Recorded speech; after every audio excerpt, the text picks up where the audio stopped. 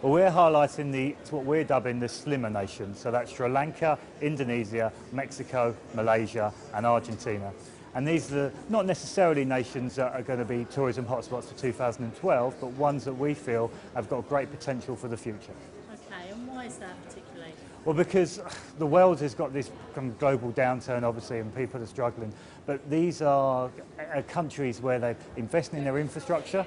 They've actually got tourism people where they've got a good disposable income. And yeah, the government's investing in infrastructure. Sri Lanka, as an example, is already quite a popular tourism destination, but it no longer has the civil war problems that it had before. And with their investment in infrastructure, it's just stand a really good chance of being popular tourism destinations. Okay, and outside the sort of local region, who are we looking at that are going to travel to those destinations? I think it'll be a lot of the majority of. To start off with, it will obviously be adventurous travellers. It will be those that want to go to these destinations. You always get the people who want to go to these destinations first. So they'll be the ones that probably go in 2012, 2013. But after that, because of the infrastructure improvements and the marketing, they're really investing in their marketing. They stand a strong chance of being, mass destination.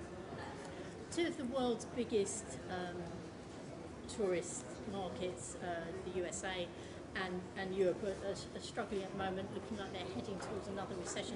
How's that going to affect the global tourism? Well, it's funny because, again, in the report we looked at how many people from the UK have actually gone on holiday this year.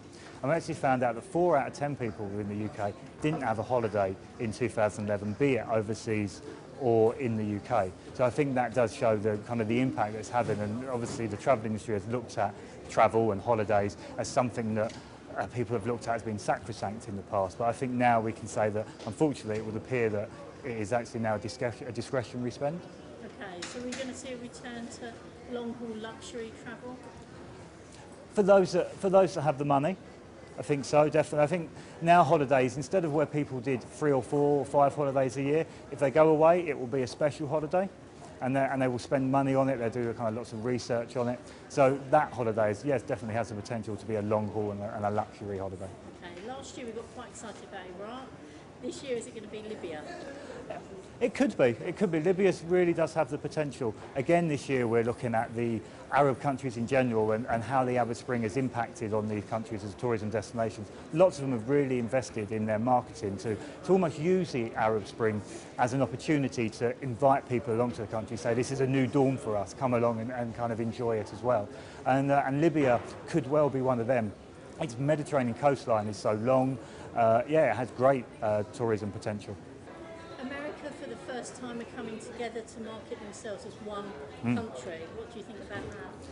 I think it goes back to my previous point where it just shows how it's important to make sure that you get your marketing right, and how everyone, even a country the size and importance and such a popular destination as the US, needs to come together and have a real strong united tourism campaign to make sure that it can attract the tourist numbers and the tourists that it wants to come to the country.